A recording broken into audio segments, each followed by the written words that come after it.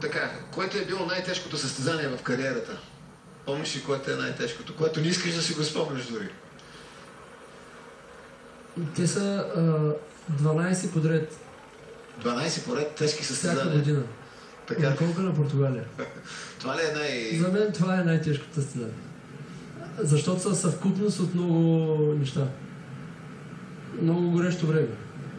От 35 до 45 градуса. Защото е август месец, обиколката се провежда август месец. След това има ужасно много височини, които са на ниво на Тура и на Испания.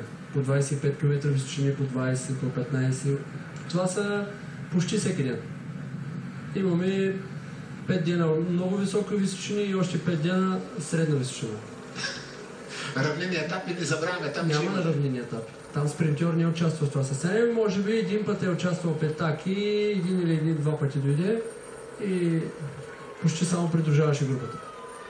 А на всичкото отгоре и конкуренцията вътре между самите португалци е убийствена тогава. За мен поне това, аз съм се чувствал много по-тежко там, отколкото на по-силно състезание с по-силни колездачи. Не е било по-тежко в Португалия. Добре, ще те питам как ти беше обиколката на Турция тази година? Как се чувстваше по време? Аз бях подготвен поне психически, защото бях карал 2 години по 2008 и 2010. Или 2011 път. 2011 кара... 2008. Да, когато четвърти мисля, че беше? Да.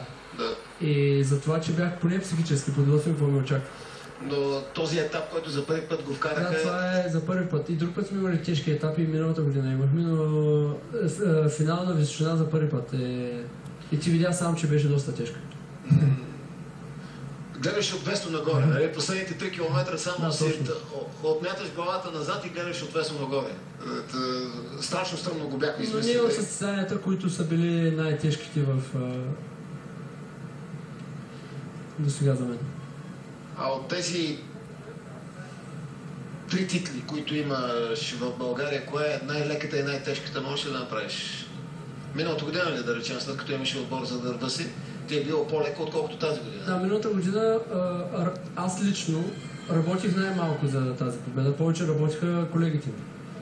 Докато тази година обратно, така ли да? Да, тази година просто сам трябваше да се бориш. Си организирам победата.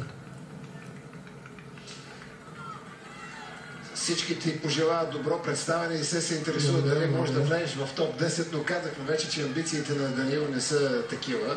Ами, да, може да замина като Томас Воклер и аз някой път. и да видим какво ще стане след това. По отношение на състава за Олимпиадата, трябва да питаме колездачния си